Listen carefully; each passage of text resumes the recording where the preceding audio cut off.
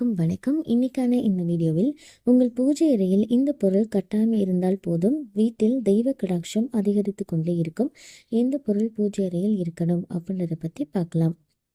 இந்து மதத்தில் ஒரு முக்கியமான விஷயமா பார்க்கப்படுவது அப்படின்றது பூஜை அறை.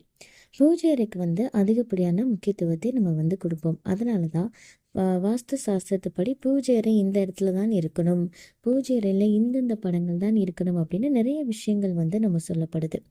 நீங்கள் எந்த மாதிரியான வீட்டில் இருந்தாலும் சரி, வாஸ்துப்படி கண்டிப்பாக பூஜை அறையை வச்சிங்க அப்படின்னா தான் அந்த வீட்டில் மகிழ்ச்சியும் ஆரோக்கியமும் என்றைக்குமே நிலைச்சிருக்கும்.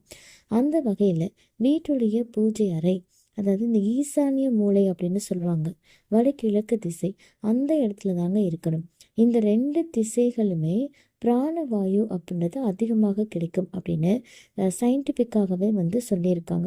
ஒருவேளை ஈசான மூலையில் பூஜை அறை இல்லை அப்படின்னா வடமேற்கு பூஜை அறை அமைக்கலாம் அப்படின்னு சொல்லப்படுது.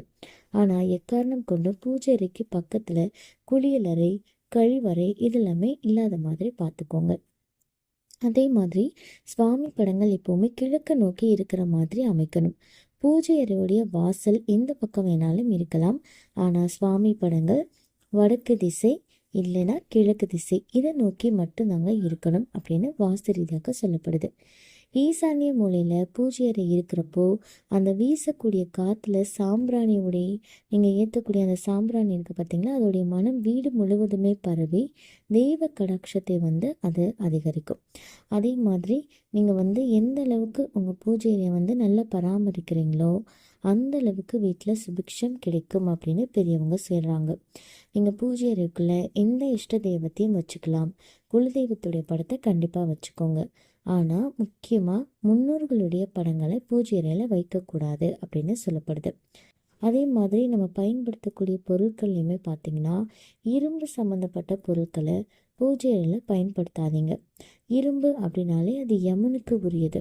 ஸோ இரும்புனால ஒரு நேர்மறை ஆற்றலை அப்சர்வ் பண்ணிக்கிற அந்த தன்மை அப்படின்றது கிடையாது. அதனால தான் வெள்ளி, தாமிரம், ஈயம், பித்தளை, மண்ணாலான பூஜை பாத்திரங்களை நம்ம பயன்படுத்தணும். அப்புறம் ஒரு சின்ன கிணத்துல எப்போவுமே பூஜை அறையில் பார்த்திங்கன்னா மங்கள பொருட்கள் வைக்கலாம். அரிசி, பருப்பு இதெல்லாமே சுவாமி படத்துக்கு முன்னாடி நிரப்பி வச்சு பூஜை செஞ்சீங்க அப்படின்னா அது இன்னுமே ரொம்ப நல்லது. அதுலேயும் விநாயகருடைய பாதத்துக்கு பக்கத்தில் எப்போவுமே கொஞ்சம் அரிசி வச்சுடுங்க. இதனால் வீட்டில் வறுமை அப்படின்றது அண்டாமல் இருக்கும். அதே மாதிரி ஒரு சின்ன பாத்திரத்தில் எப்போவுமே தண்ணீர் வச்சு பூஜை பண்ணுங்கள். அடுத்த நாள் அந்த தண்ணியை உங்கள் வீட்டுடைய மேல் பரப்பில் ஊற்றுடுங்க. இதனால் வீட்டுக்குள்ளே எந்த விதமான துர்சக்திகளும் நெருங்காமல் இருக்கும். அதே மாதிரி பஞ்ச பாத்திரத்தில் தண்ணீர் எப்போவுமே வைங்க.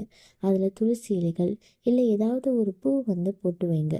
அப்புறம் நீங்கள் சுவாமிக்கு பூக்கள் வைக்கும்போது புது பூக்கள் போட்டு வைங்க. வாடின பூக்கள் இருந்தால் உடனடியாக நீக்கிடுங்க. பூஜை அறையில் எப்போவுமே மகாலட்சுமி வாசம் செய்கிறதா ஒரு நம்பிக்கை இருக்குது. அதனால் மகாலட்சுமிக்கு உகந்ததாக சொல்லக்கூடிய கண்ணாடி ஒரு சின்ன சைஸில் எப்போவுமே வச்சுடுங்க. இதுக்குமே நீங்கள் பூஜை பண்ணும்போது தூப தீப ஆராதனைகள் இதெல்லாமே காட்டுறது அப்படின்றது ரொம்ப நல்லது.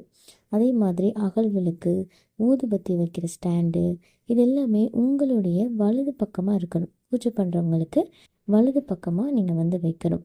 அதே மாதிரி ஏதாவது ஒரு எளிமையான நெய்வேத்தியமாவது வச்சு நீங்கள் பூஜை பண்ணுறது அப்படின்றது ரொம்ப நல்லது. ஒரு கற்கண்டாவது வச்சு பூஜை பண்ணுறது தான் ரொம்ப நல்லது. அப்புறம் பார்த்திங்க அப்படின்னா பூஜை அறையை நீங்கள் சாமி கும்பிடாத நேரத்தில் அந்த பூஜை அறை கதவுகள் இருந்தால் க்ளோஸ் பண்ணிவிடுங்க.